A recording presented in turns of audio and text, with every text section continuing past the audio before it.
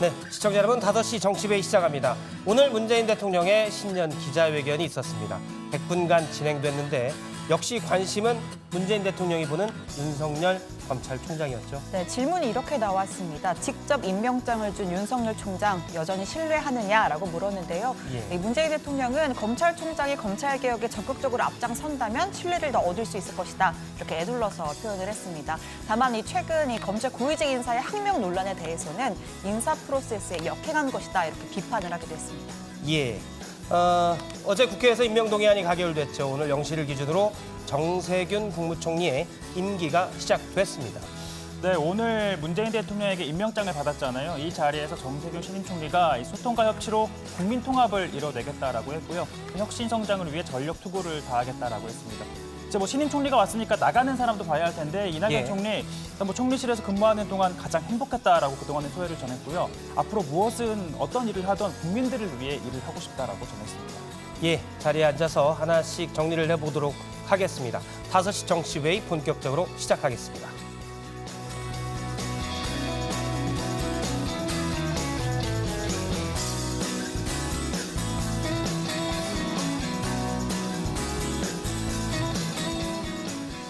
네, 오늘 5시 정치회의는 문재인 대통령의 신년 기자회견 내용부터 살펴보겠습니다. 신혜원 반장의 발제부터 시작합니다.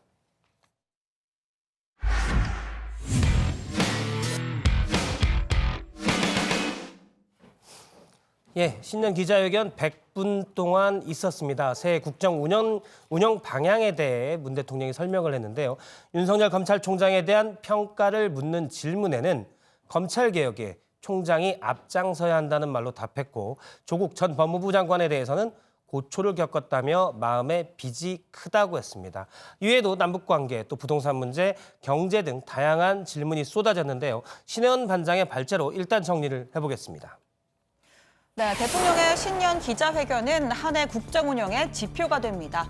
오늘 청와대 영빈관에서 200여 명의 기자들과 100분간의 회견을 가졌는데요. 남북관계부터 시작해 검찰개혁까지 산적한 이슈만큼이나 꽉 찬 돌직구 질문들이 쏟아졌습니다. 혹시 이른바 짜고 치는 땡땡땡 아니냐라는 시선이 내심 억울했던 듯 문 대통령은 각본 진짜로 없다 강조하고선 회견을 시작했습니다. 참고로 이 모니터가 들어 있는데요. 질문하신 기자님 성명과 소속, 그리고 또 약간 질문 요지가 이렇게 떠 있습니다. 혹시라도 또 과거에도 이 답변이 올라 있는 것 아니냐. 예, 미리 말씀을 드립니다. 네, 이제부터 본격적인 질문입니다. 시작부터 윤석열 이름 석자가 등장하는데요. 직접 임명장을 준 윤석열 검찰총장을 여전히 신뢰하느냐는 질문에 문 대통령은 이렇게 답했습니다. 살아있는 권력에 대한 수사도 할 수 있는 그런 분이라고 격려하신 바 있습니다. 하지만 이후에는 항명 논란이 불거졌고 이틀 전 청와대의 압수수색을 청와대는 위법으로 규정을 했습니다. 여전히 이 과정 속에서도 문 대통령은 윤석열 총장을 신뢰하십니까? 어제부로 공수처 설치뿐만 아니라 검경수사권 조정이라는 제도적인 이 개혁 작업이 끝났습니다. 검찰의 권한이 과거보다 조금 줄긴 했지만 검찰의 권력은 여전히 막강합니다. 또 검찰총장이 가장 앞장서 줘야만 수사관행뿐만 아니라 조직 문화의 변화까지 이끌어낼 수도 있다고 생각합니다. 자, 신뢰한다, 안 한다, 직접적인 답변은 하지 않았고요. 다만 검찰개혁에 더 앞장설 때 훨씬 더 많은 신뢰를 받을 것이라고 당부했습니다. 자, 문 대통령 이왕 이야기가 나온 김에 라면서 최근 불거진 청와대와 검찰 간의 갈등에 대해서도 언급했습니다. 그것이 무슨 권력투쟁 비슷하게 이렇게 이제 다뤄지는 경향이 있는데, 검찰 개혁은 그 이전부터 정부 출범 이후부터 꾸준하게 진행해 온 그런 작업이고, 또 청와대에 대한 수사는 오히려 그 이후에 끼어든 그런 과정에 불과합니다. 그래서 두 가지를 결부시켜서 생각해 주지 말아 달라는 부탁을 드리고 싶고. 윤 총장의 손발을 잘랐다. 일각에서는 학살이라고까지 일컬어진 검찰 고위직 인사에 대해서도 추미애 법무장관의 손을 들어줬습니다. 검찰의 수사권이 존중돼야 하듯 장관과 대통령의 인사권도 존중돼야 한다는 겁니다. 청와대 입장에서 볼 때 불편한 수사를 좀 차단하려는 것 아닌가라는 시각도 있을 수 있는데요. 그 부분에서 놓고 볼 때 이 양자적인 충돌을 대통령께서는 어떤 시각에서 보고 계신지 궁금합니다. 검찰의 수사권이 존중되어야 하듯이 장관과 대통령의 인사권도 존중되어야 하는 것입니다. 거꾸로 보도에 의하면 법무부 장관이 먼저 인사안을 만들어서 보여주어야만 그에 대해서 의견을 제시할 수 있겠다라고 이제 했다는 것인데 그것은 인사 프로세스에 역행되는 것이죠. 자, 이쯤 되면 빠질 수 없는 이름 조국입니다. 조 전 장관은 현재 자녀의 대학 입시 비리 등의 혐의로 기소된 피고인 신분입니다. 유재수 전 부시장 감찰 문마 의혹과 관련해선 법원으로부터 죄질이 좋지 않다라는 지적을 받았죠. 하지만 문 대통령은 그에 대한 애정이 여전하다는 점 숨기지 않았습니다.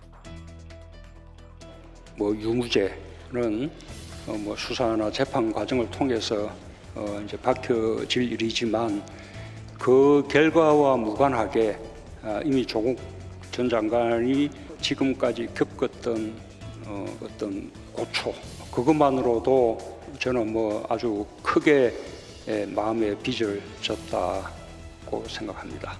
그러나 이제는 검경수사권 조정법안까지 다 통과가 되었으니 이제는 조국 장관은 놓아주고. 자, 이 대목에서는요, 국민께 호소한다라는 표현까지 썼습니다. 조 전 장관으로 인한 갈등은 참으로 송구스럽게 생각하지만 이제는 그분을 둘러싼 갈등을 끝냈으면 좋겠다라고 말했습니다. 자, 다음 키워드 북한입니다. 문 대통령은 아직 문은 닫히지 않았다라면서 남북미의 관계를 낙관할 수는 없지만 또 비관할 단계도 아니라고 강조했는데요. 특히 트럼프 대통령이 김정은 위원장의 생일을 축하한 건 대단히 좋은 아이디어였다며 높이 평가했습니다. 또 그 생일을 계기로 뭔가 도발적인 행위가 있을 수도 있지 않을까 이런 이제 염려까지 있었는데 여전히 대화를 이루어가려는 그런 트럼프 대통령과 김정은 위원장 양 정상 간의 신뢰는 계속되고 있고 또 북미 대화만 바라볼 게 아니라 남북 관계에 대해서도 할 수 있는 건 해야 한다라고 강조했습니다. 필요한 경우에 대북 제재를 일부 면제하거나 예외 조치를 하는 것도 방법이라고 했는데요. 자, 이 문제에서만큼은 내신뿐만 아니라 외신들의 취재 열기도 아주 뜨거웠습니다. 안녕하십니까. 폴라 한국 CNN. MBC 방송의 김서희 기자고요. Kevin Krolicki with Reuters. Could you seek some carve-out from sanctions to pursue engagement, absent some other breakthrough? 대북 제재는 이 대북 제재 자체가 목표가 아닙니다. 북한이 비핵화에 있어서 아주 뭔가 실질적인 조치를 취한다면 당연히 미국이나 국제사회도 그에 대한 상응하는 조치를 취해야 되고 그 상응하는 조치 속에는 대북 제재의 완화도 포함될 수 있다고 생각합니다. 자, 열띤 열기 속에 순식간에 예정된 90분이 흘렀습니다. 혹여나 질문 기회를 놓칠까 기자들의 움직임도 바빠졌는데요. 고운 한복 차림에 여기 봐주세요 이렇게 부채를 흔드는 모습도 보이고요. 또 성대모사로 이목을 확실하게 끈 질문도 있었습니다. 그 대통령님도 많이 칭찬하셨던 영화 기생충에 보면 그 송강호 씨의 대사가 있습니다. 아들아, 너는 계획이 다 있구나. 그 대통령님도 국정에 계획이 있으실 텐데 그 거시경제 차원에서 어느 정도나 올해 이제 우리 경제가 이제 성장을 할 수 있을지. 제가 경제에 대해서 조금 긍정적인 말씀을 드리면 우리 현실 경제의 어려움을 제대로 모르고 너무 안이하게 인식하는 거 아니냐 그런 이제 비판을 받습니다. 분명한 것은 우리 경제에서 부정적인 지표들은 점점 적어지고 긍정적인 지표들이 점점 늘어나고 있다라는 것은 분명한 것 같습니다. 지금 주가도 연초를 아주 기분 좋게 이렇게 출발하고 있습니다. 이 경제 분야에선 특히 부동산이 뜨거운 감자였습니다. 문 대통령은 지금 부동산 시장이 상당히 안정되는 것 같다라고 평가하면서 집값이 원상 회복될 때까지 보다 강력한 부동산 대책을 끝없이 내놓겠다고 강조했습니다.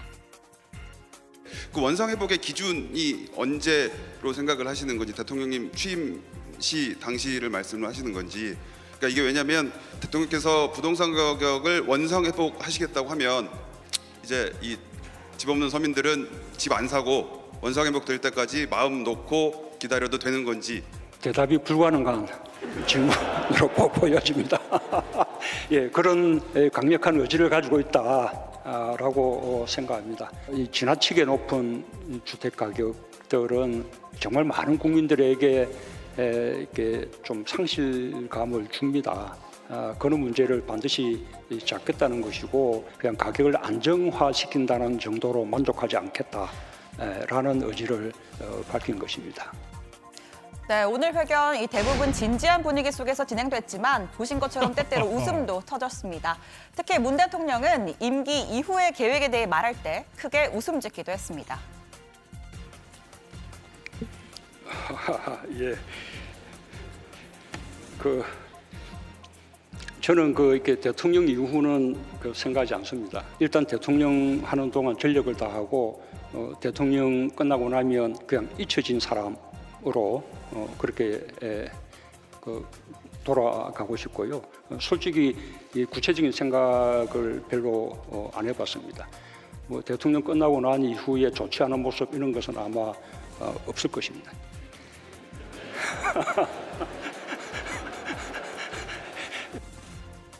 네, 앞서 다룬 주제 외에도 협치, 한일 관계, 저출산까지 다양한 질문들이 쏟아졌습니다. 못다한 언급은 들어가서 더 마저 다뤄보겠습니다. 오늘 청와대 발제 이렇게 정리합니다. 문 대통령 세 번째 신년 회견 주제는 검찰개혁, 남북 경제로 잡겠습니다. 예, 오늘 청와대에서 문재인 대통령의 신년 기자회견이 있었습니다. 많은 내용들이 있었는데요. 하나씩 짚어보도록 하겠습니다. 일단 눈에 띄는 게 역시 이전에도 그랬었는데 문 대통령이 질문자를 직접 지목을 해서 질문을 했었죠. 네, 그렇습니다. 일단 오늘 회견은요, 예정된 시간보다 10분 정도 긴 100분 정도 진행이 됐습니다. 또 내외신 기자 200여 명이 참석했는데요. 문재인 대통령은 짙은 붉은색 넥타이와 사랑의 열매 배지를 단 차림이었습니다. 이 파란색 배경에는 새해 국정 기조죠. 확실한 변화, 대한민국 2020이 적혀 있었습니다. 시간이 한정돼 있는 만큼 질문 경쟁도 치열했는데요. 분야별로 정치, 사회, 민생, 경제, 외교안보 순으로 진행이 됐습니다. 부장 제가 잠깐 드릴 말씀이 있는데요. 청와대 발제에 문 대통령의 네 번째 기자회견이라고 자막이 나갔는데 예. 2018년, 19년, 20년 세 사실은 번째죠. 세 번이죠. 네, 수정하도록 하겠습니다. 제가 죄송합니다. 지금 바로 이 메신저로 네. 이거 수정해줘라고 하려고 그랬더니 말은 제대로 했는데 예. 네, 말은 세 번째로 했습니다. 네, 고치겠습니다. 예, 자막은 네 번째로 나가는데 시청자 여러분의 양해 바랍니다. 세 번째 신년 기자회견이었습니다. 계속 다시 고석순 기자에게 물어보도록 하겠습니다. 일단 가장 질문이 많았던 것 역시 검찰 개혁 관련 검찰 문제였습니다. 네, 그렇습니다. 첫 질문부터 바로 등장을 했습니다. 윤석열 검찰총장을 신뢰하고 있느냐 이런 질문이 나왔는데 정리를 하면 신뢰와 경고 두 가지 메시지가 동시에 담긴 답변이 나왔습니다. 직접 들어보시죠. 어떤 사건에 대해서만 선택적으로 열심히 수사하고 어떤 사건은 제대로 수사하지 않는다면 그것은 수사의 공정성에 오히려 국민들로부터 신뢰를 잃게 될 것입니다. 아마 요즘 일어나고 있는 많은 일들은 검찰 스스로가 스스로 성찰할 수 있는 좋은 계기가 되리라고 믿습니다. 어쨌든 윤석열 총장은 이른바 엄정한 수사, 그다음에 권력에도 굴하지 않는 수사 이런 면에서는 이미 국민들로부터 신뢰를 얻었다고 생각합니다. 네, 문재인 대통령은 검찰도 민주적 통제를 받아야 하는 기관이라는 점에 대해서 분명히 인식하고 비판받는 조직 문화나 수사 관행을 고쳐나가는 일에까지 윤석열 총장이 앞장서준다면 국민으로부터 훨씬 더 많은 신뢰를 받을 것이라 믿는다라고 당부했습니다. 얼마 전에 검찰에서 검사장급 인사가 있으면서 사실 야당을 중심으로는 검찰 학살이다라는 얘기까지 나왔었고요. 인사 문제를 두고 이제 여야 간의 의견이 갈렸는데 대통령은 여기에 대해서 뭐라고 했습니까? 자, 문 대통령은 규정을 언급했습니다. 이 법무부 장관이 검찰 사무의 최종 감독자라는 건 이 본인의 생각이나 본인의 말이 아니라 검찰청 법에 규정돼 있는 것이다라고 했는데요. 그러니까 수사권은 검찰에 있지만 인사권은 장관과 대통령에게 있다면서 양쪽이 모두 존중되어야 한다고 했습니다. 최근 인사 과정에서 이 검찰이 인사안을 먼저 보여달라라고 요청했다는 이 보도를 언급하면서는 인사 프로세스에 역행하는 것이다 이렇게 직접적인 비판을 하기도 했는데요. 이 과거에 관행이 그랬다면 그건 초법적 권력과 권한, 지위를 누린 것이다라고 말하기도 했습니다.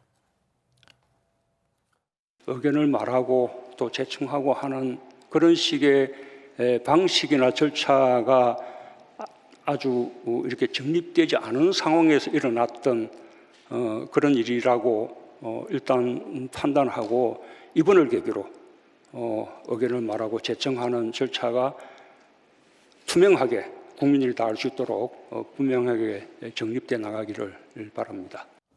예, 그러니까 절차는 문 대통령이 얘기로는 윤석열 검찰총장이 잘못했다, 역행했다. 하지만 기존의 관행들의 문제가 제대로 정립되지 않은 게 있으니 앞으로 이 절차를 잘 정립을 시켜야 된다. 이렇게 얘기를 한 것으로 보입니다. 조국 전 장관에 대한 평가도 인상적입니다. 마음에 빚이 있다, 크다 이런 얘기도 했어요. 네, 문 대통령 공수처법과 검찰개혁 법안의 통과에 이르기까지 조국 전 장관이 민정수석으로서 그리고 또 법무부 장관 후보자로서 했던 기여가 굉장히 크다고 말했습니다.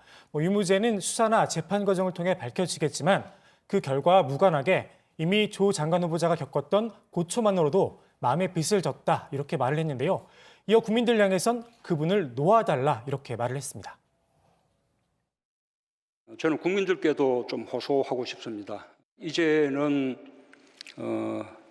검경수사권 조정 법안까지 다 통과가 되었으니 이제는 조국 장관은 좀 놓아주고 앞으로 유무죄는 그냥 재판 결과에 맡기는 그분을 지지하는 분이든 그분을 반대하는 분이든 이제 그 문제를 둘러싼 갈등은 이제 끝냈으면 좋겠다는 말씀을 국민들께 드리고 싶습니다. 예, 민주당 내에서 일부지만 조국 전 장관이 올 총선에 나갈 수 있다 이런 얘기도 나오고 있는데 어떤 맥락으로 될지는 좀 봐야겠습니다. 총선 국면이 되면 이제 좀 더 명확해질 것으로 보이고요. 부동산 얘기도 좀 강조를 했습니다. 신년사에서 투기와의 전쟁을 언급을 했었는데 오늘은 너무 높게 오른 집값은 원상 회복이 돼야 된다 이렇게 얘기를 했어요. 사실 부동산 문제가 문재인 정부의 가장 아픈 손가락이라고 할 겁니다. 문재인 대통령 3년 전보다 집값이 지나치게 많이 뛴 곳에 대해서는 원상 회복이 돼야 한다라고 언급을 했는데요. 그러면서 더 강력한 대책을 끝없이 낼 것이라고 예고를 했습니다. 지난번이죠. 12, 16 대책이 9억 원 이상 고가 주택과 다주택이 초점이었는데 풍선 효과가 생기거나 전셋값이 오르는 등 다른 효과가 생기는지 예의주시하고 또 언제든 보완책을 내놓겠다라고도 강조했습니다. 크게 보면 이제 보유세는 강화하고 거래세는 낮추고 라는 것이 맞는 방향이라고 봅니다. 보유세는 실제로 좀 강화가 되고 있습니다. 지난번 대책에서도 고가 주택하고 다주택에 대한 종부세를 조금 더 인상하기로 했었고요. 그 외 주택들의 보유세도 공시가격이 이제 현실화되면서 사실상의 보유세 인상이 이루어지고 있는 상태지요. 예, 외교안보 부분의 질문과 답변도 좀 살펴보도록 하겠습니다. 남북 관계 얘기 상당히 많았고요. 그리고 방위비 협상 문제, 그다음에 파병 문제, 또 한일 관계에 대한 얘기도 됐습니다. 네, 남북관계 문제에선 발제에서도 다뤘듯이 남북 대화가 북미 대화를 촉진해야 한다. 필요하다면 제재 완화도 논의해볼 수 있다는 내용이 핵심이었고요. 한일 관계에 있어선 양국 간 갈등의 도화선이 된 강제징용 판결에 있어 일본 정부도 해법을 제시하며 머리를 맞대면 해결의 여지가 있다 이렇게 말을 했습니다. 일본은 가장 가까운 이웃 국가고 관계를 더 미래지향적으로 발전시켜 나가겠다는 의지와 자세는 확고하다 이렇게 강조했습니다. 수출 규제를 통해서 한국 기업뿐만 아니라 오히려 일본 기업에게도 어려움을 주고 있는 그런 현실이 상당히 안타깝게 생각이 됩니다. 우선 일본의 수출 규제와 주소미 문제 등 보다 조금 쉽게 해결할 수 있는 문제들을 빨리 해결한다면 양권의 신뢰 회복에 큰 도움이 될 것이라고 판단이 되고요.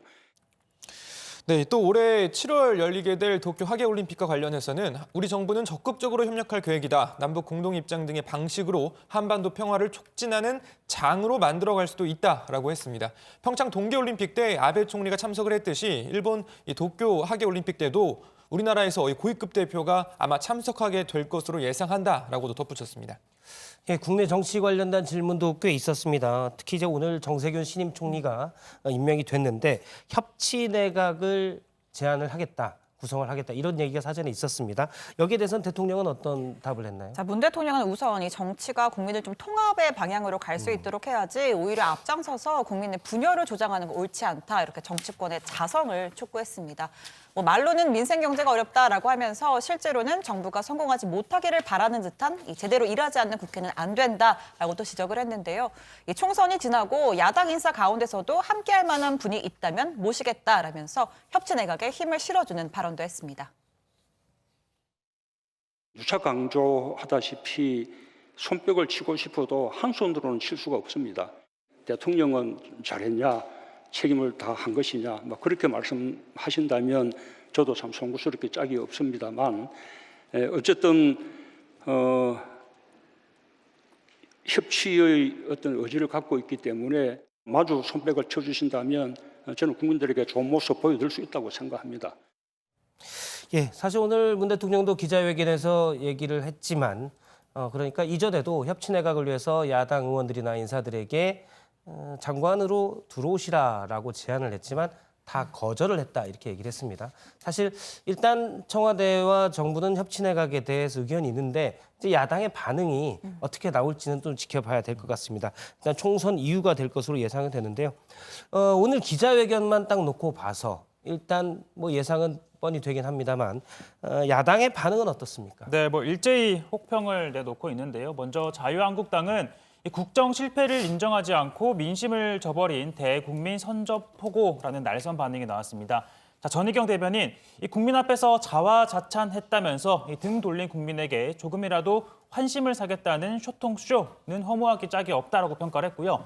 새로운 보수당 권성주 대변인, 이 국민들의 궁금증에 즉답은 피하고 이 대통령이 보고 싶고 또 믿고 싶은 것만 늘어놓은 거짓 국정 홍보 시간이었다라고 비판했습니다. 네, 이 정의당은 뭐 솔직하고 소탈한 태도로 가감없이 나선 건 긍정적이다. 하지만 이 적극적인 한반도 관계 해법과 강력한 부동산 대책이 필요하다라고 주문했습니다. 대한신당은 집권 후반기 담대하고 신선한 국정 동력을 제시하는데 미흡했다라고 평가를 했고요. 민주평화당 역시 무난했지만 손에 잡히는 대책도 의지도 없었다라고 지적했습니다. 예, 오늘 대통령 기자회견 내용 쭉 짚어봤는데요. 이전에 고석승 반장이 청와대 출입할 때 기자회견에 직접 참석한 적이 있었죠. 제 기억으로는 제가 신년 기자회견, 2018년 신년 기자회견에 참석했던 걸로. 그때도 질문하려고 손을 들었었습니까? 저는 이제 제가 이제 청와대 그 당시 막내 기자였기 때문에 예, 저희 말진이라고 하죠. 저희 일진 기자였던 이성대 반장에게 질문 기회를 주기 위해서 저는 손을 들지 않고 경청하고 있었습니다. 그때 이성대 반장이 한번 질문을 했던 게 기억에 납니다. 2018년도에는 이성대 반장이 질문을 했었고 2019년도에는 안익은 기자가 외교안보 관련 질문을 굉장히 길게 해서 문 대통령이 질문을 하면서 답을 했다. 이렇게 해서 웃음보가 터지는 일도 있었죠. 맞습니다. 그대로 문 대통령이 잘 참고를 하겠다 해서 분위기가 좀 좋았던 기억이 납니다. 일단 오늘 신년 기자회견 발제 내용 정리하겠습니다. 문 대통령 신년 회견에서 검찰의 신뢰와 경고 동시에 보내. 자, 다음은 최종혁 반장의 여당 발제 보겠습니다.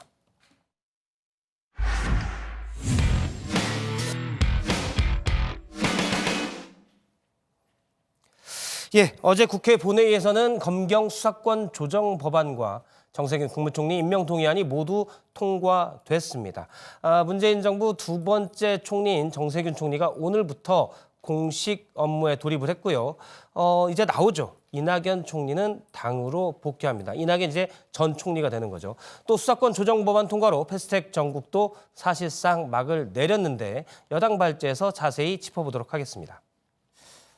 네, 문재인 대통령의 1호 공약이죠. 검찰개혁의 두 축이 완성이 됐습니다. 먼저 지난해 말 공수처법에 이어서 검경 수사권 조정 법안이 어제 본회의 문턱을 넘은 겁니다. 자, 핵심은요. 검경이 상하 관계에서 협력 관계로 바뀐 건데요. 경찰에 대한 검사의 수사 지휘권을 없애고 검찰이 독점해온 수사 종결권을 경찰도 나눠 갖도록 한 겁니다. 제가 쉽게 예를 한번 들어보면요.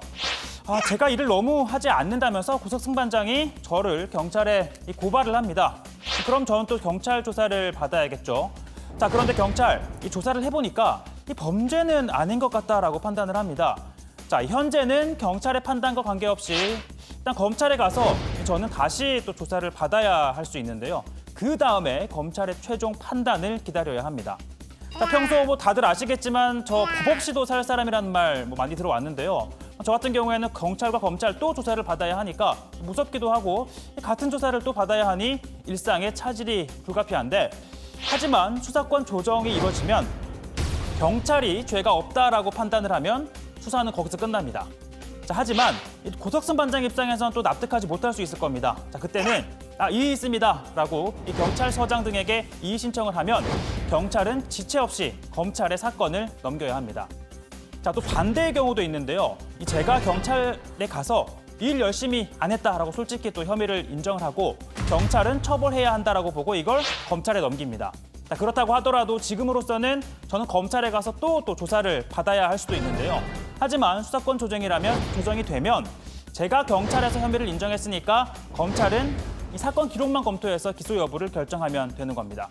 자, 그런데 알고 봤더니 제가 경찰의 강압 수사 때문에 어쩔 수 없이 혐의를 인정한 것이었다면 저는 검사에게 구제 신청을 하고 사실이라면 검찰은 해당 경찰에 대한 징계를 요구할 수 있습니다.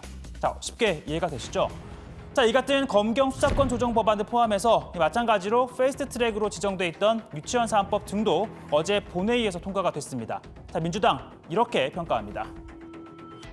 오늘은 참으로 역사적인 날입니다. 말 그대로 새날이 시작되었습니다. 4+1 협의체에도 깊은 감사와 연대의 메시지를 전합니다. 시대 정신을 공유하고 그 빛나는 가치를 향해 연대할 수 있었음을 다행으로 생각합니다. 자, 민주당 지도부들 법안 처리가 끝난 다음에 여의도의 한 음식점에서 2020 신년 만찬을 가졌다고 합니다. 검찰개혁 입법이 완성된 데 대한 자축과 함께 이 지도부들에 대한 격려, 특히 이 본격적으로 총선 국면으로 접어들게 되는 만큼 승리를 다짐하는 차원이었던 것으로 전해지는데요. 자, 이 소식을 들은 자유한국당, 이 법안을 날치기 처리를 해놓고 축배를 든 것이다라고 비판했는데요. 자, 민주당의 어젯밤 축하 파티, 이 춘향전의 한 대목에 빗댑니다. 저들이 지금 변사또처럼 잔치를 벌이며 웃음소리를 높이고 있지만 그들의 눈에서 피눈물을 흘릴 날이 도래하고 말 것입니다. 춘향전에 나오는 가성고처 원성고를 기억하시기 바랍니다. 자, 한국당은 수사권 조정 법안을 포함해 본회의에서 진행된 법안 표결 일제히 거부했죠. 자, 유일하게 한 가지 안건엔 참여를 했는데요. 정세균 국무총리 임명 동의안이었습니다. 반대표를 던질 것을 당론으로 정한 다음 표결에 참여를 했는데 결과 어떠했을까요?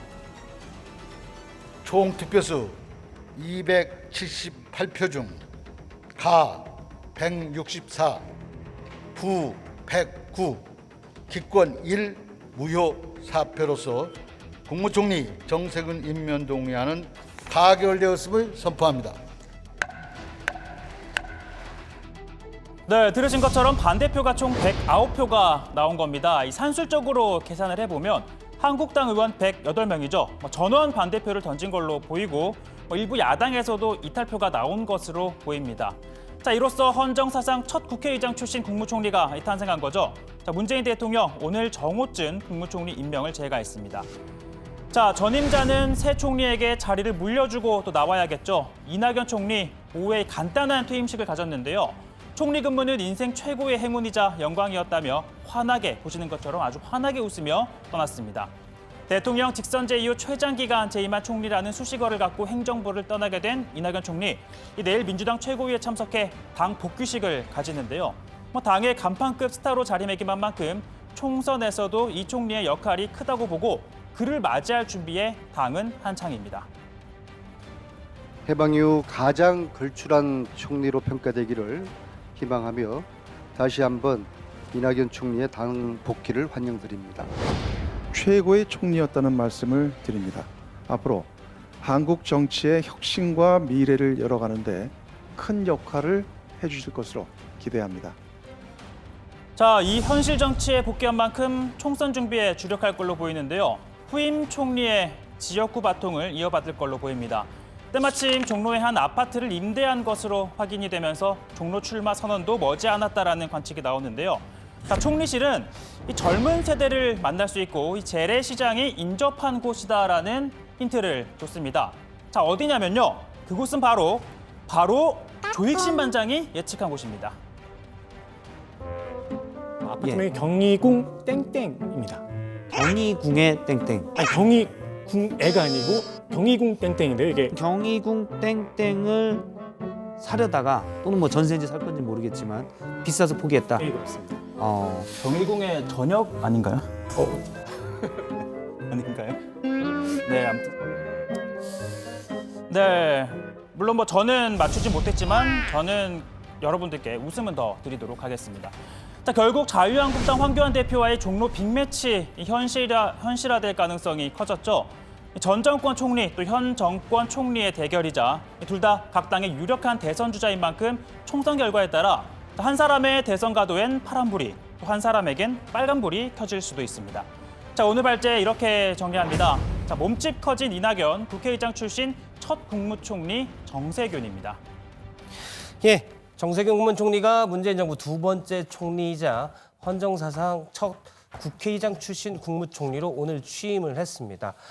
오늘 오후에 청와대에서 임명장 수여식이 있었는데요. 그 전에 앞서 최 반장이 했던 거, 조익신 반장이 사실 며칠 전에 저희가 1년 전에 이낙연 총리가 종로에 들어오려고 했었다. 경희궁 땡땡, 경희궁 애가 아니고 그렇게 했는데 오늘 진짜로 전세로 그쪽으로 들어가기로 했다고 발표가 됐습니다. 사실 1년 전에 사려고 했던 곳을 전세로 들어가게 되는 거군요. 네, 그렇습니다. 예, 조 반장이 의외로 보기와 다르게 취재가 좀 많이 돼 있는 것 같아요. 알겠습니다. 오늘 청와대에서 임명식이 열렸죠?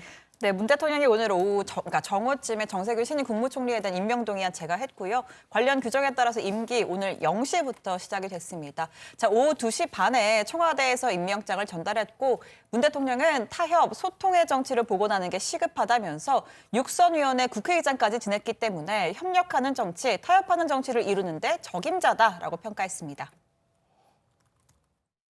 지금 우리 경제가 이제 어려운 상황 속에서 점점점 이제 희망을 보여주고 있는 그런 과정에 있기 때문에 총리께서도 경제인들과 더 많이 소통하시면서 또 우리 경제가 잘 될 수 있게끔 측면에서 많이 지원해 주시고 또 내각 전체를 잘 이끌어 주시기를 당부드리겠습니다.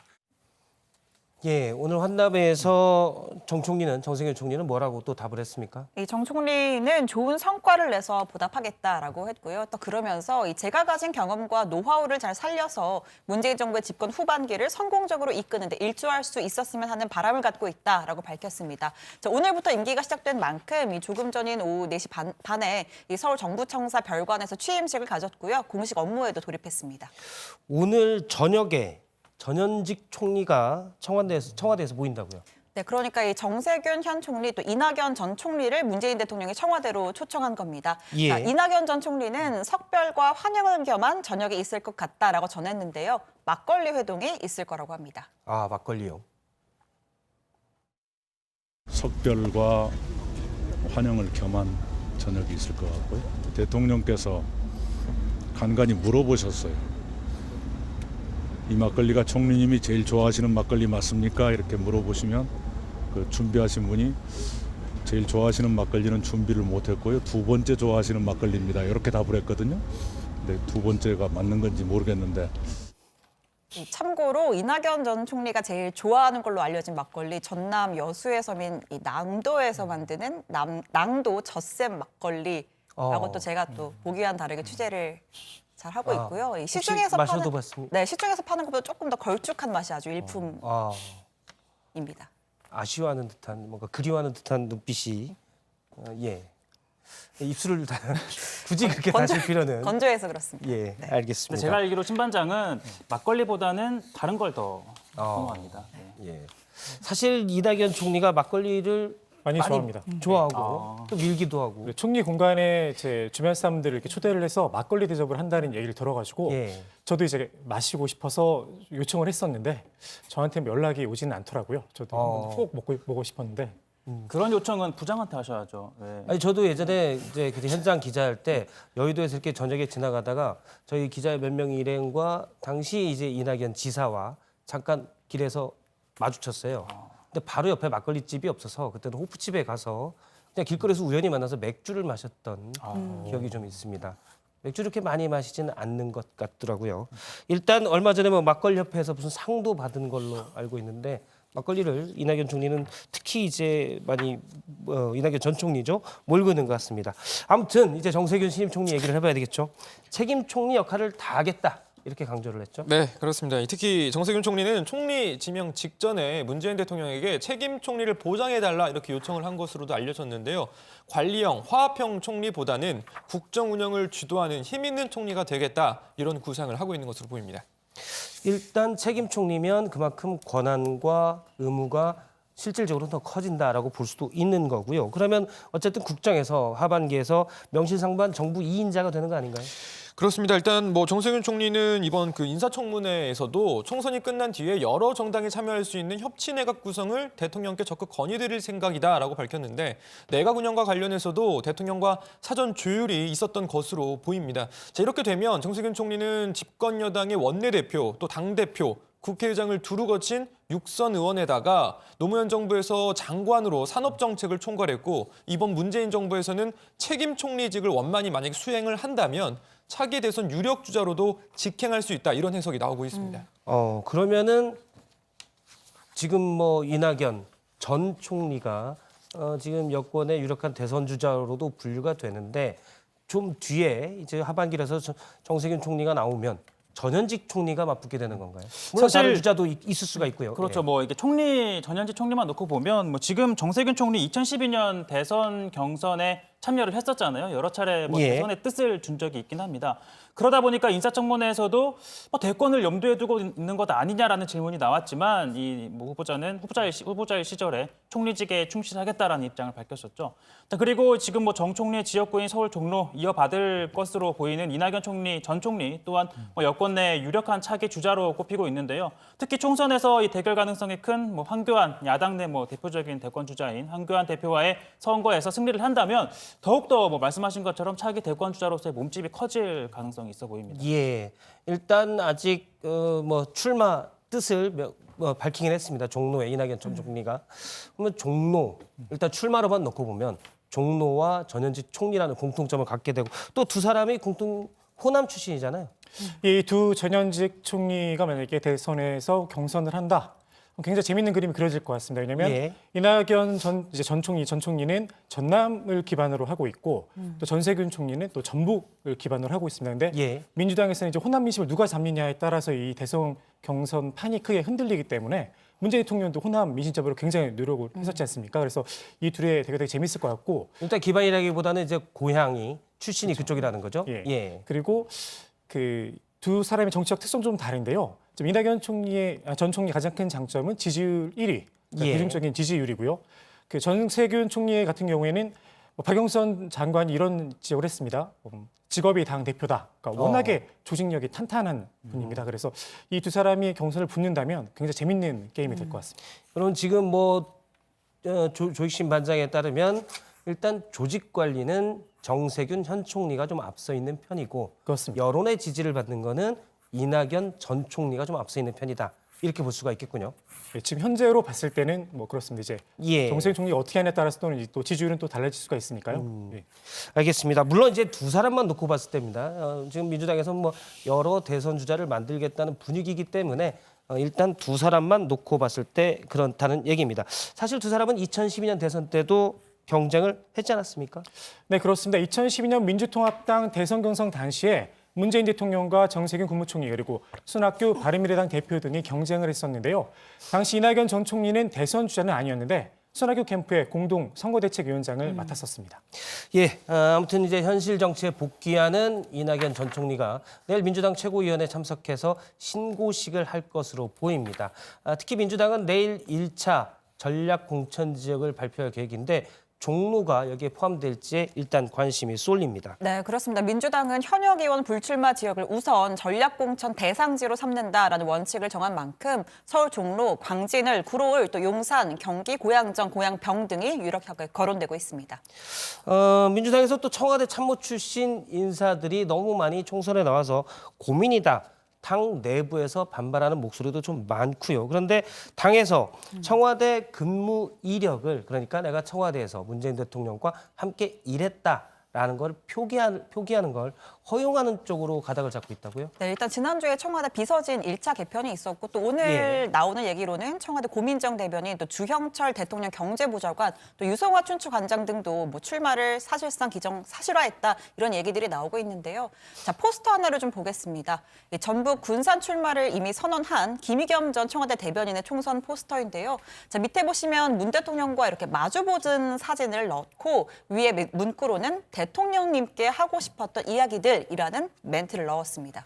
예, 저 포스터만 놓고 보면 사실은 대통령을 통해서 김의겸 전 대변인이 물론 인지도가 뭐 그전에도 높긴 했지만 인지도를 많이 높일 수 있고 또 여론조사 등에서 유리하게 작용할 수도 있는 거 아닙니까?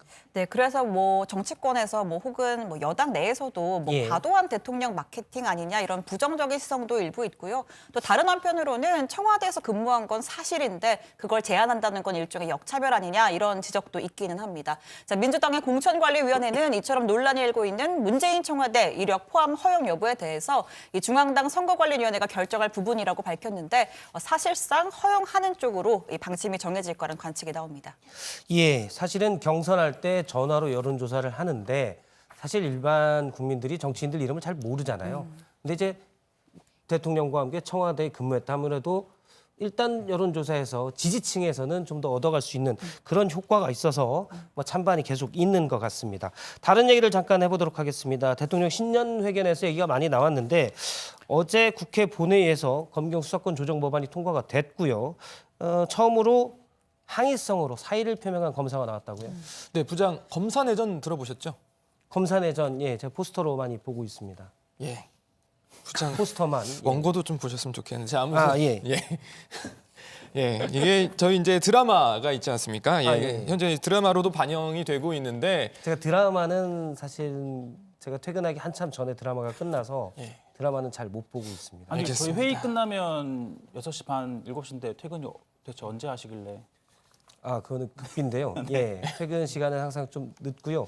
물론 이제 가끔 여기 조반장이나 실에 지친 동료들을 제가 또 달래주고 그래야 될 때가 있어서 빠른 편은 아닙니다. 퇴근이. 예, 계속하시죠. 알겠습니다. 그 어쨌든 이 드라마로도 지금 방영이 되고 있는데 이 원작이 있죠. 책 검사내전, 이 김웅 부장검사가 쓴 책입니다. 김 검사는 2018년부터 대검에서 근무를 하면서 수사권 조정에 대한 검찰 대응 업무를 맡아왔지만 지난해 여름 인사에서 이 법무연수원 교수로 사실상 좌천 인사가 됐습니다. 자, 그리고 어제 검경 수사권 조정 법안이 본회의를 통과한 뒤에 대국민 사기극이다라고 비판을 하면서 사의를 표명했습니다.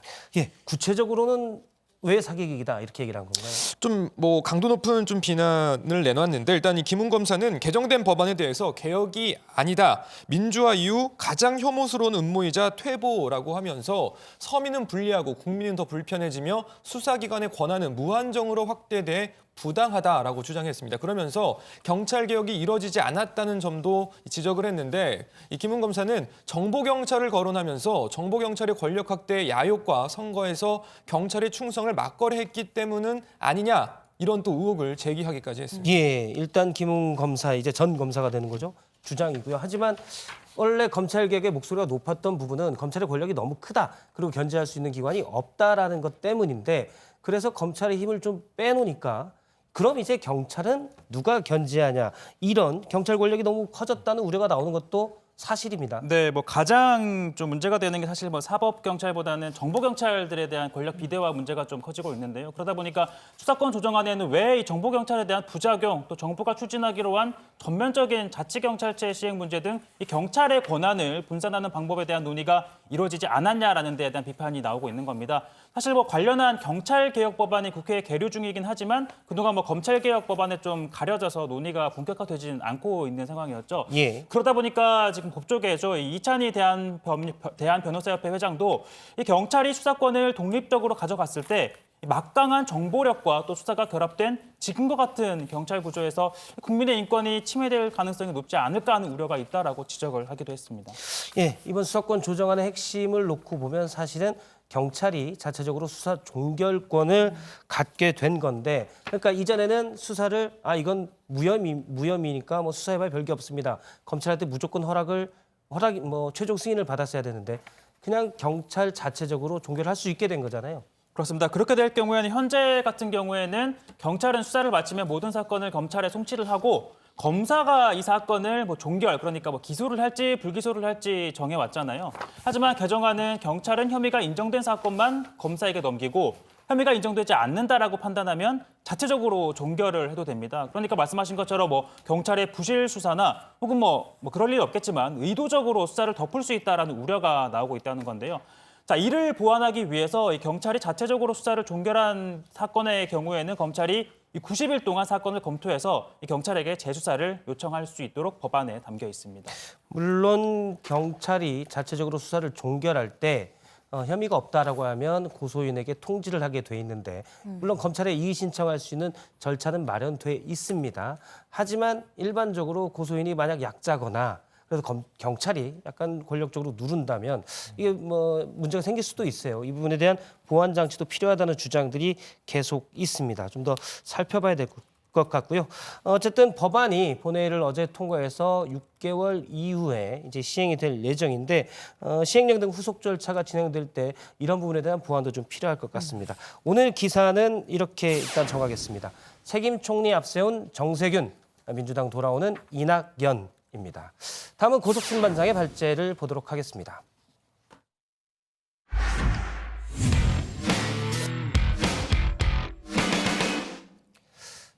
예, 야당의 이슈는 요즘 보수 야권 통합 얘기가 제일 큽니다. 오늘 이른바 혁통위가 첫 회의를 가졌는데요. 한국당 갔죠, 새보수당 갔죠, 이현주 의원까지 참여를 했습니다. 그런데 눈에 띄는 것은 안철수 전 대표와 가까운 김근식 교수도 자리에 함께했다는 겁니다.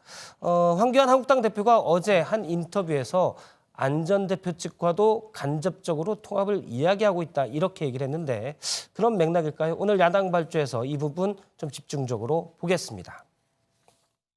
통합에 대한 열망이 얼마나 큰지를 새삼 느꼈습니다.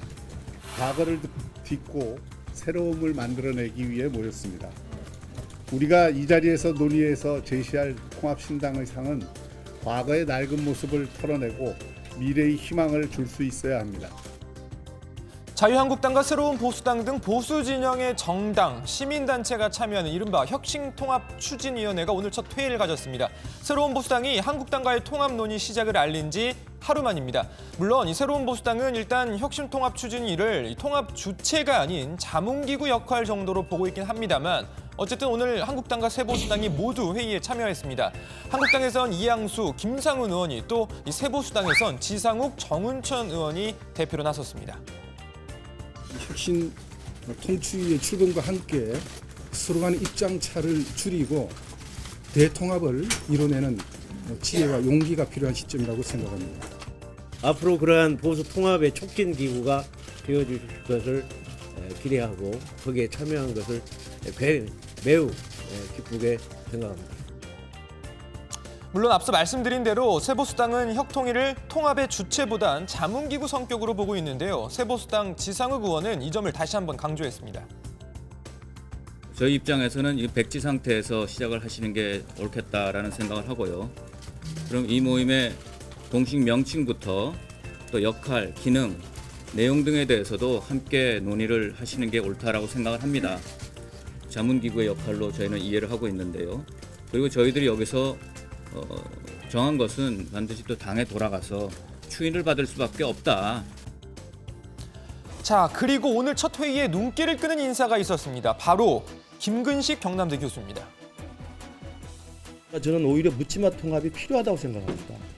탄핵의 강만 걷는다고 한다면 이제는 더 이상 조건과 요구 조건 또 요구 사항 이런 것들 이제는 전부 제쳐놓고 묻지마 통합이 필요하다고 생각합니다. 자, 안철수 전 대표와 가까운 사이로 알려져 있기 때문에 안철수 전 대표가 보수 통합에 참여하는 게 아니냐 이런 이야기도 일부에서 나왔습니다. 더군다나 어제 황교안 한국당 대표도 방송 인터뷰를 통해 안철수 전 대표가 통합 논의에 들어올 수 있도록 노력하고 있다라고 밝히기도 했습니다. 자, 김근식 교수에게 직접 물었습니다. 안 전 대표와 사전에 논의한 적은 없고요. 저 개인적으로는 안 전 대표도 중도 보수 대통합의 길에 같이 하기를 개인적으로 바라는 입장입니다. 자, 그리고 오늘 오후에 이 안철수 전 대표의 야권 통합에 대한 언급이 새로 나왔습니다. 김도식 전 비서실장이 안 전 대표의 관련 입장을 대신 전했습니다. 좌우 진영 대결을 펼치자는 통합 논의는 새로운 흐름과는 맞지 않는 것입니다. 안철수 전 대표는 나라가 어렵고 혼란스러운 상황이다. 국가 혁신을 위한 인식의 대전환이 시급하다. 정치 공학적인 통합 논의에는 참여할 생각이 없다는 생각을 전해왔습니다. 자, 보수통합 관련 소식은 들어가서 더 전해드리고요. 어제 중앙선거관리위원회가 이 비례자유한국당 불허 결정했었는데요. 자, 오늘도 여야가 이에 대해 갑론을박을 이어갔습니다. 중립적이어야 할 선관위가 급기야 정권의 하수인으로 전락한 것입니다. 헌법이 보장하고 있는 정당 설립의 자유를 침해한 것입니다. 우리 당은 선관위가 손바닥 뒤집듯 입장을 바꾼 데 대해 그 책임을 추궁해 나갈 것입니다. 자유한국당은 참으로 뻔뻔하게 이 같은 법 규정을 정면으로 위반하는 당명을 사용하려 했고 더 나아가 선관위를 겁박하기까지 했습니다. 국민의 엄중한 심판을 받게 될 것이라는 것을 분명히 밝혀두는 바입니다. 말할 필요도 없습니다. 당연한 결과라고 생각됩니다. 선관위의 결정으로 위성 등장까지 난립되는 것은 맞고 다당제 기틀을 가질 수 있어서 정말 다행이라고 생각합니다. 자, 한국당은 당장 비례자유한국당이라는 이름은 물론이고 비슷하게 비례라는 단어를 앞에 넣은 당명을 사용하기 어렵게 됐습니다. 그거는 뭐 중앙선관위가 그렇게 결정을 했다고 하면 어쩔 수 없는 일이죠. 그분들이 무슨 근거로 그렇게 했는지 기가 막힌 결정이지만. 자, 김재원 한국당 정책위 의장은 새로운 당명을 검토 중이라고도 밝혔습니다. 그런데 문제는 또 있습니다. 앞서 전해드린 통합 논의를 통해서 만약 보수통합 신당이 탄생하게 되면 비례정당 이름을 재검토해야 할지도 모르는 거죠. 자, 결국 한국당 입장에선 선관위 규정에 어긋나지 않으면서도 동시에 한국당과의 연관성도 느껴지면서 또 향후 통합신당까지 아우를 수 있는 그런 이름이 필요한 겁니다. 자, 어떤 이름이 나올지 지켜보죠. 관련 이야기 들어가서 더 해보고요. 우선 오늘 발제 이렇게 정리합니다. 한국당, 새보수당 참여 혁신통합 추진이 첫 회의. 예, 본격적으로 얘기를 좀 해보도록 하겠습니다. 혁신통합 추진이 일부는 혁통이라고도 하고 일부는 통추이라고도 하는데요. 오늘 첫 회의를 가졌습니다. 구체적으로 어떤 얘기들이 있었나요? 네, 기본적으로 기구의 성격과 구성 등에 대한 논의가 있었던 것으로 전해집니다.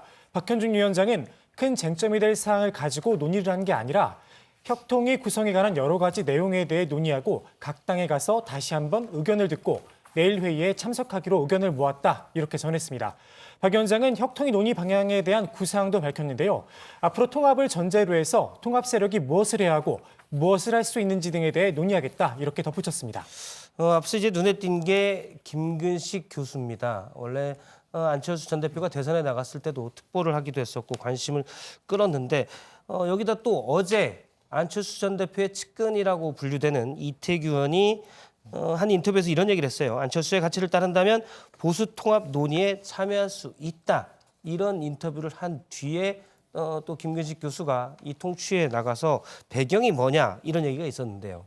그러다 보니까 뭐 안심이 뭐 보수로 기운 것 아니냐라는 뭐 해석이 나오는 거잖아요. 이 같은 이태규 의원의 발언 이후에 황교안 한국당 대표도 방송 인터뷰에서 안철수 전 대표 측이 들어오도록 노력을 하고 있다. 이 초기에는 이야기할 수 있는 통로가 없었지만 이제는 또 간접적이긴 하지만 이야기들이 오가고는 있다라고 밝히기도 한 겁니다. 그리고 오늘 김근식 교수의 혁통위 참여까지 뭐 이런의 일련으로 이어진 상황을 보면 안철수 전 대표가 뭐 보수 통합으로 기울었다라는 이야기도 일부 나오고 있는 겁니다.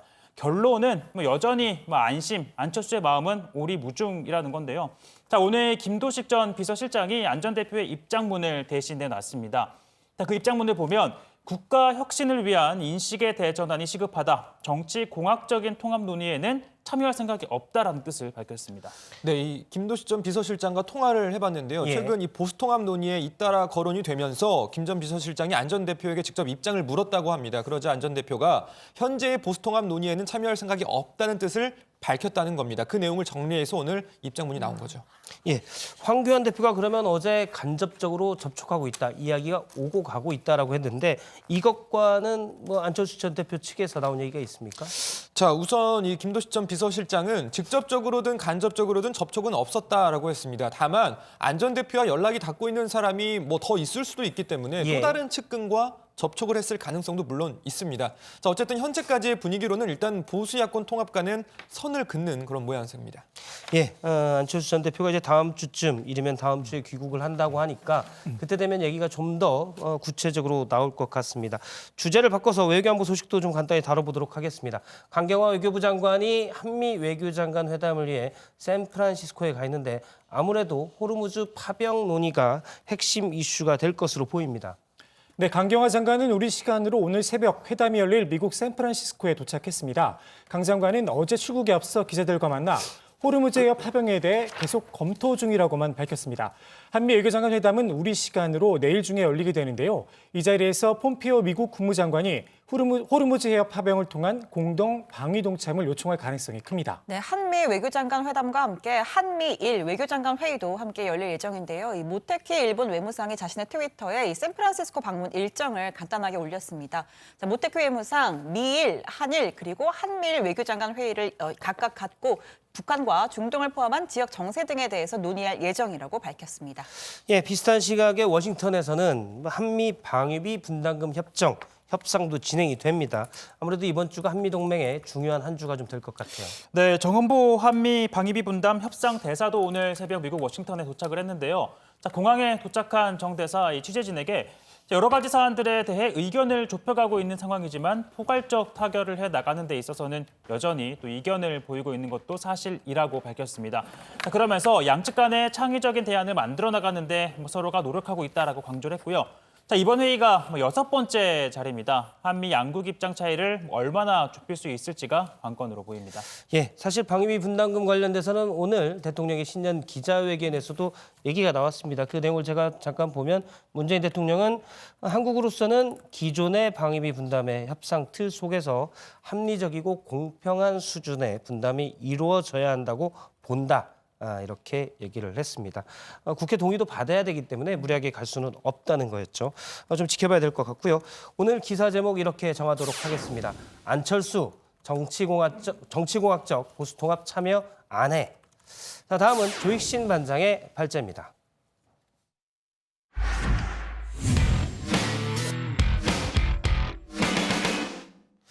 예, 하루에 5억 원, 황제노역이라는 비판을 받았던 사람이 있죠.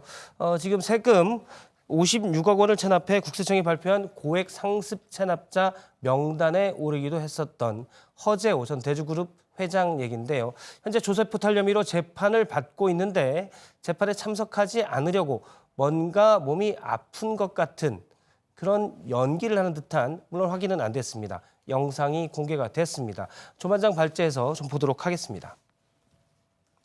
네, 패션의 완성은 얼굴이죠. 그렇다면 검찰 출두의 완성은 휠체어, 마스크, 모자 이 세 박자를 꼭 갖춰야 합니다.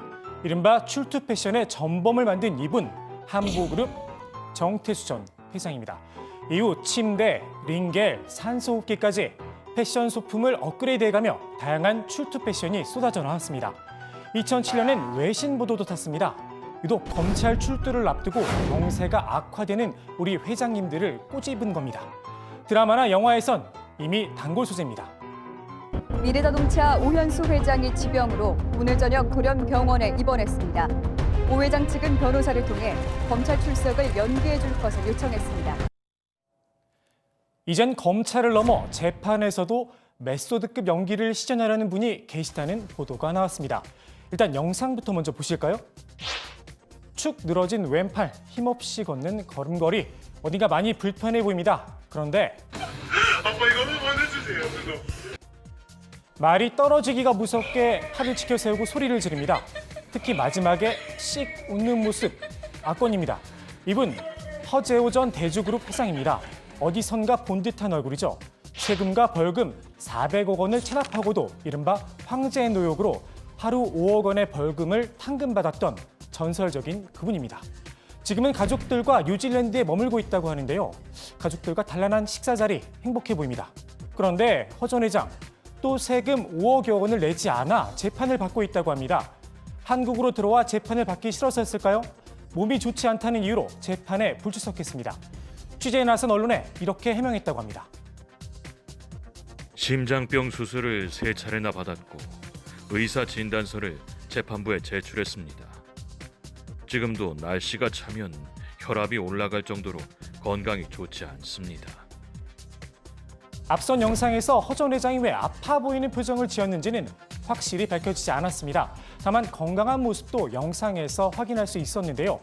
꾀병인지 아닌지는 허 전 회장이 일단 한국에 들어와 보면 알 수 있겠죠. 우리나라 의료진 세계 최고 수준입니다. 걱정하지 마시고 귀국하시기 바랍니다.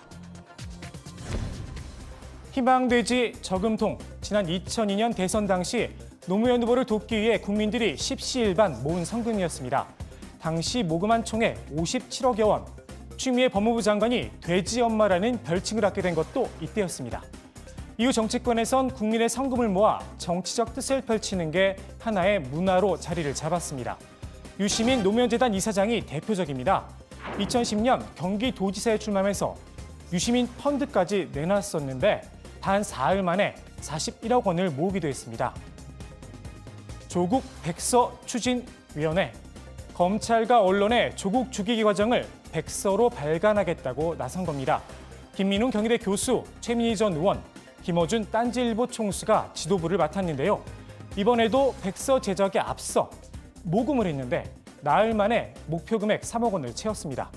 그런데 이 모금을 놓고 진보팔이라는 비판이 나왔습니다. 또 징중권 교수냐? 아닙니다. 이번에는 이분입니다. 조국 백서 발간하는데 무슨 3억 원이 필요하냐? 진보팔이 장사라는 비난이 일어나는 데 대해 해명해달라. 공작가의 말에 따르면 일반적으로 출판사가 첨부를 기준으로 투자를 하는 비용은 약 1,000만 원. 그러니까 3억 원이면 책 30종류를 총 3만 부 찍을 수 있다는 겁니다.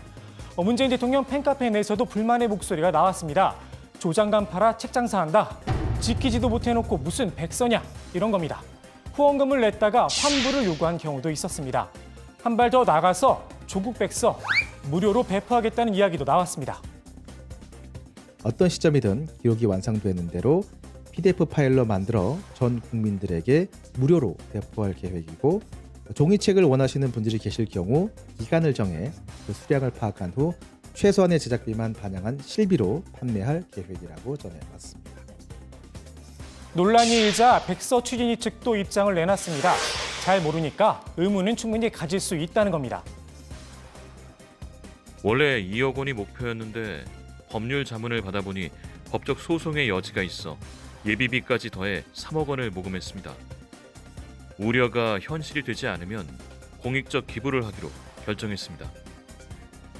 조국 전 장관 지지자들 금전적인 문제로 혹시나 책을 잡히지 않을까 무척 조심해야 했습니다. 서초동 집회 현장에서 조 전 장관 티셔츠가 상업적으로 팔리자 자체적으로 불매운동까지 벌였습니다. 그런데 백서 제작에 3억 원이 든다는 이야기가 나오자 내부에서 논란이 된 듯합니다.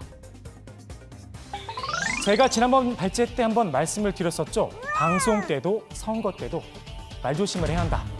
김영미 국토교통부 장관이 미처 다정회를 챙겨보지 못했나 봅니다. 설화에 휩쓰였는데요. 지역구인 경기도 고양을 방문했을 때 영상 하나가 공개됐습니다. 부적절한 발언이 좀 있었는데 해당 영상을 쭉 한번 보시죠. 김현민님, 네? 고양시 망쳐졌다고요? 안 망쳐졌어요? 네, 안 망쳐졌어요? 네? 안 망쳐졌어요? 그동안 독립운동. 잠깐만요. 그렇죠. 네. 어떻게 보셨습니까? 국토부에 따르면 고양 일산 서구청에서 열린 민주당 신견회 및 송년회 자리에서 있었던 일이라고 하는데요. 지역 주민들과 사진을 찍는 과정에서 일부 항의가 있었던 겁니다. 항의하는 방식, 반복적으로 같은 말을 되풀이하다 보니 조금 공격적으로 느껴지기도 합니다. 그래도 지역 의원이자 장관으로서 동네 무리라는 표현은 부적절했다는 지적이 있습니다. 제가 준비한 소식은 여기까지입니다. 일단 오늘 발제는 이렇게 정리합니다. 조국 백서 3억 원 모금, 진보파리 장사. 예, 얘기를 좀 더 해보도록 하겠습니다. 앞서 조국 백서 부분에 진중권 전 교수도 한마디를 했었지요. 네, 요즘 진전 교수 모든 이슈에 대해서 본인의 코멘트를 다 지금 내놓고 있는 분위기죠. 요즘 분위기에서 그냥 넘어갈 뿐 아닙니다. 조국 백서는 내가 쓰겠다라면서 후원금은 안 받겠다라고 했는데요. 지금 진중권 교수의 표현은 조국 흑서라고 표현을 한 겁니다. 예, 어쨌든 백서 추진위 측에서 책 내는 비용 외에 소송 비용 등을 감안했다고 설명을 했으니까 나중에 이 부분은 좀 지켜보면 될 것으로 보입니다. 네, 일단 대중 백서 추진위 측에서는요, 이 남는 돈은 공익적 기부를 하겠다 이렇게 밝힌 상태입니다. 이번에 좀 논란이 좀 커진 부분이 있기 때문에 구체적인 지출 내역도 공개를 할 것으로 보이고요. 직접 백서 추진위 측의 입장을 물어보니까 한 점 의혹 없이 하겠다라는 입장을 밝혔습니다. 예.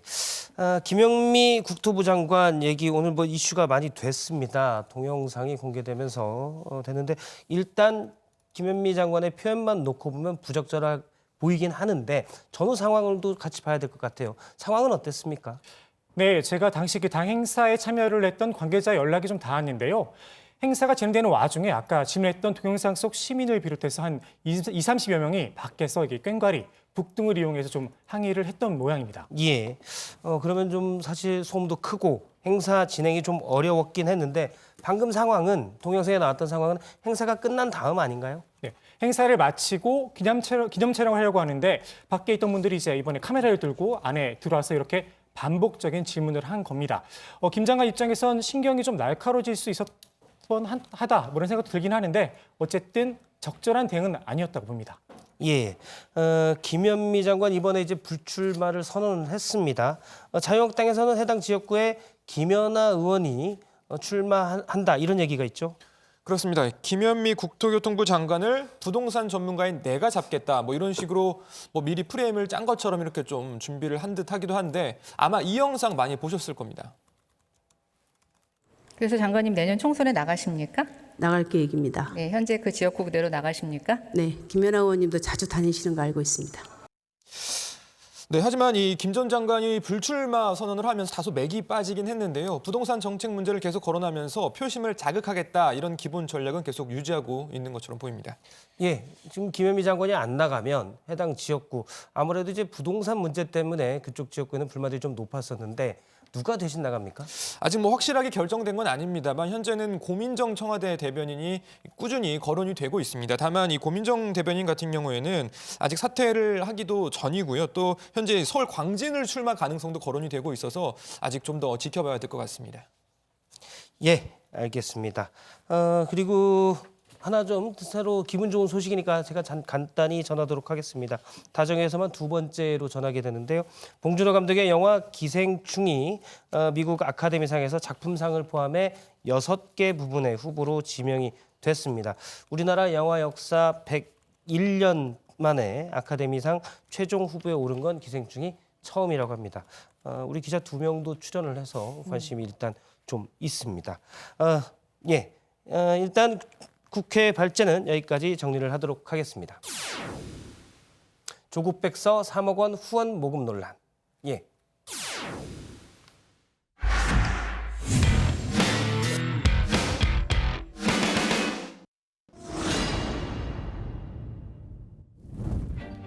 기존에 했던 관행이나 그런 거를 좀 이렇게 뚫고 나가는 그런 모습들이 필요한데 굉장히 많은 이유나 그런 사소한 그런 것들 때문에 한 발짝도 못 나가는 거 같고 사실 노출되는 거에 비해서는 지금 어떤 정책적으로나 국가 시스템적으로 잘 자리 잡는 부분이 전혀 없기 때문에 인터뷰할 때마다 5천 명의 적이 생긴다 이런 말씀하셔서 그건 어떤 뜻으로 하신 말씀이십니까? 그건 저희 선배 의사분께서 처음에 이제 아데마나 유명작전 직후에 이제 그때 언론에서 관심을 좀 가져주시고 나니까 그냥 그런 걱정을 많이 해주신 겁니다. 저희 선배 의사가 그냥 조심하라고 하셨죠. 근데 그 말이 틀린 말은 아닙니다. 안녕하세요. 톡소원 정치의 강정입니다. 앞서 이국종 교수의 인터뷰 보셨습니다. 이 교수는 그동안 골든타임의 중요성과 중증 외상치료센터의 필요성을 강조하며 의료계의 변화를 요구해 왔습니다. 동시에 늘 본인과 중증 의료를 향한 의료계 내부의 시선을 의식할 수밖에 없는 어려움을 고백하기도 했는데요. 그랬던 이국종 교수가 아주대 유희석 의료원장으로부터 폭언을 당한 사실이 알려지면서 사회적 파장이 일고 있습니다. 어제자 MBC 보도에서 유 원장이 이 교수에게 때려치우라, 인간 같지 않다라는 막말과 욕설을 한 녹음 파일을 공개했는데요. 이 교수는 이에 대해서 힘없는 목소리로 아닙니다라고만 대답을 합니다. 문제가 된 녹음 파일은 수년 전 외상센터와 병원 내 다른 과와의 협진 문제를 두고 유 원장과 이 교수가 나눈 대화의 일부로 알려지고 있습니다. 유희석 의료원장은 그동안 외부 인터뷰에서 이국종 교수는 훌륭한 의사라고 밝혀온 데다가 외상센터장을 맡은 이국종 교수의 위치를 생각하면 이런 폭언이 선뜻 이해하기는 어려운 상황입니다. 아주대병원 측은 내일 사태에 대한 경과를 지켜본 후에 입장문을 발표할지 검토할 계획이라고 밝혔습니다. 하지만 이 교수는 이전부터 병원 측의 비협조로 중증 외상 환자의 치료에 어려움을 겪었다고 밝혀왔습니다. 지난해 경기도 국정감사 때는 병원의 외상센터 인력 충원을 위한 정부 예산 사용에 대한 폭로를 하기도 했습니다.